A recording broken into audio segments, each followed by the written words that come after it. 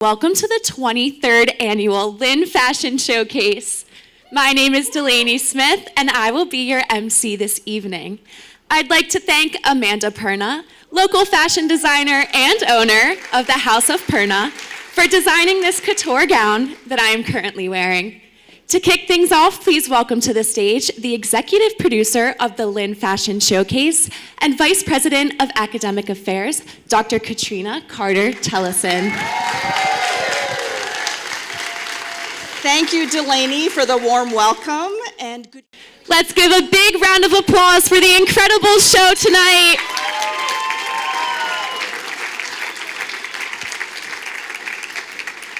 Thank you for joining us this evening to celebrate Boca Raton's 100th anniversary. Tonight's showcase embodied the city's spirit of creativity, innovation, and sustainability. Our students in the fashion show production course, under the direction of Dr. Lisa Dandio Benedict, have brought fashion to life.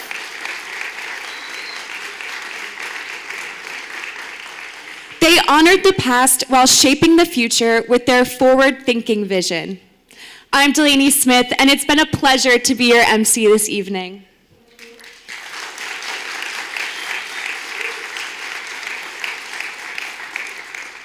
I would like to thank our runway sponsors, the Wyndham Hotel of Boca Raton,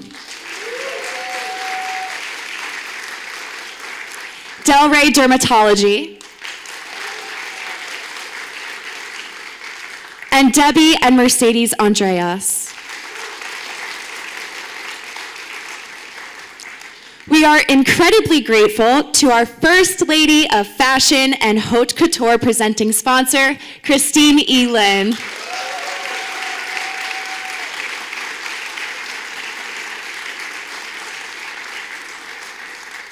Upon conclusion of our show, we invite you to join us outside for dessert, where you can meet the models and the designers, and you can purchase raffle tickets.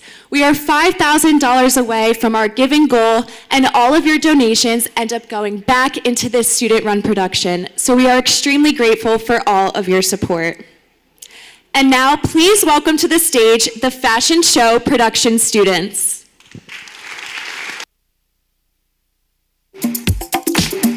Lynn University's fall athletics have been in full swing, including women's volleyball. The winning team is currently ranked #1 in the Sunshine State Conference and has maintained their winning streak following their recent victory over Barry University. The team marked this accomplishment with a Halloween practice, dressing up in costumes and engaging in competitive games.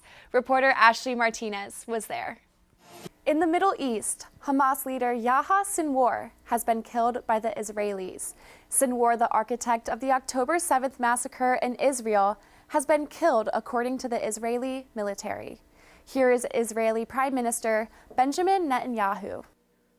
Lynn Athletics ended their fall semester with 2 NCAA national championships, one from the women's volleyball team and another from the men's soccer team.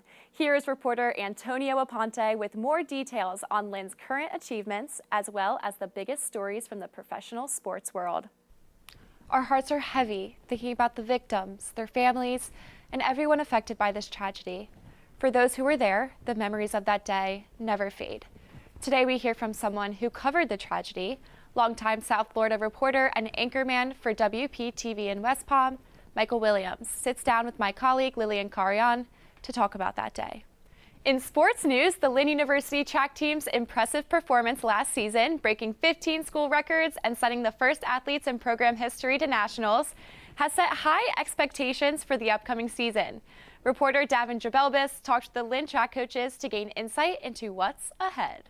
With the victory, Lynn remains unbeaten on the season at 15-0-2 and advances to the NCAA tournament with a boost of momentum.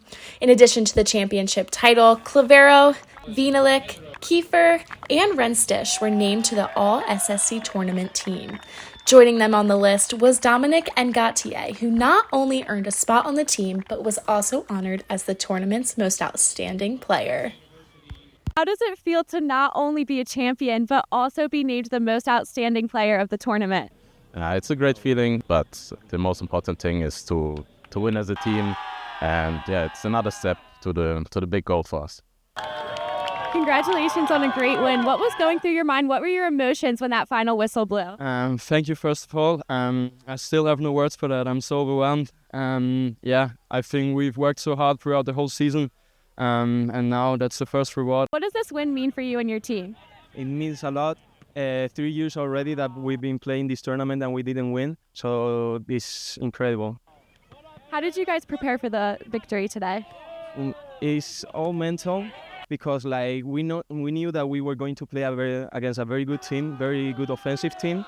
So everything starts from for the morning when you wake up, prepare yourself mentally, and then in the field give 100%. What's the biggest challenge you faced during the game? The biggest challenge was at the last minutes when they were pushing a lot. They were trying to score the equalizer when we were only one up. So actually that was the worst part of the game. But we got through it, so perfect. The Fighting Knights are now poised to make a deep postseason run as they prepare for the next challenge.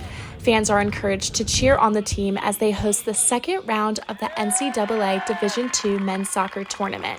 It will take place at Bobby Campbell Stadium on Sunday, November 24th at 3 p.m. when they face the University of West Florida. I'm Delaney Smith for iPulse Sports.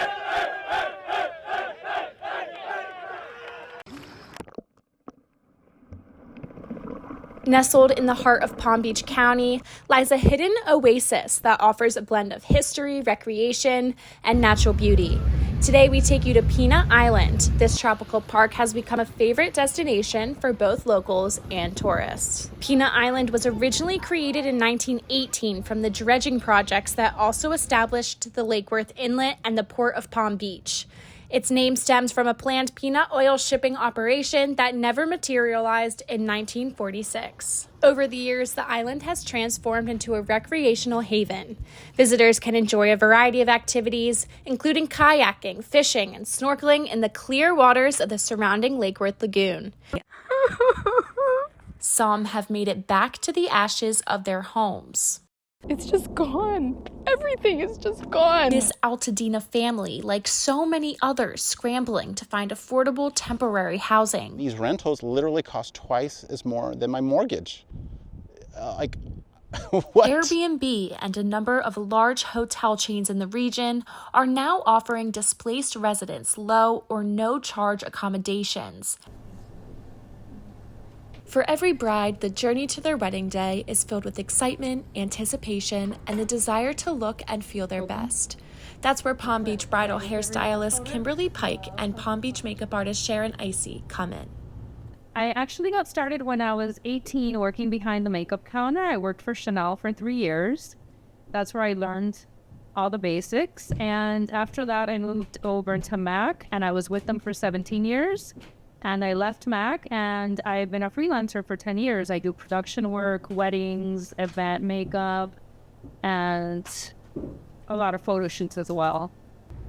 So I've been in the industry for about 20 years now. I actually started off in a salon doing hair behind the chair, and then I focused more on makeup at that time, but realized quickly that I just had a love for bridal hair. So I focused on that, and I've been doing that full-time for probably about 10 years now. Adding to the buzz this year is fourth ranked in the world and American favorite Taylor Fritz. He brought his powerful game and fan following to Delray Beach. Taylor Fritz is who we're rooting for tonight. Last year, Fritz won the tournament in men's singles, but this year he lost in the quarterfinal matchup. Along with him, professional tennis player Cedric Stanky was there, not competing, but assisting in warming up the tournament players. And how do you feel this university acquires a sense of belonging, especially those from different backgrounds? So it's emblematic, even from the moment you drive into campus. I mean, those flags were put out there on purpose during our 40th anniversary, and we just had our 62nd, I believe, because we wanted to show students from all over the world that they belong here. For centuries, two groups of people have lived in a land where the past is as alive as the present. One sees it as a long-awaited homeland, a sanctuary after exile and persecution, and the other views it as their ancestral birthplace, the heart of a nation that was torn away. Two hearts, Two truths. I'm Robert Watson. My name's Sasha Abelson-Scher. My name is Sadil Ghazana. I'm Jewish. I'm from Palestine. Now what? Because in the end, there's two sides to every story. On October 7th, what were your immediate emotions, your immediate feelings? Honestly, I wasn't very fond of leaving my house that day because I'm already a target. I'm very much visibly Muslim, a woman. So it was a very hard day when that conflict blew up in that sense. Mortified when I was watching the news in the morning and seeing all these people being murdered, brutally murdered, dragged through the streets like dogs, hair being pulled off, all of it. I mean, disgusted in humanity. Not just them, not just the terrorists, but upset with humanity. How could we let something like this, how could we let a group of people hate this much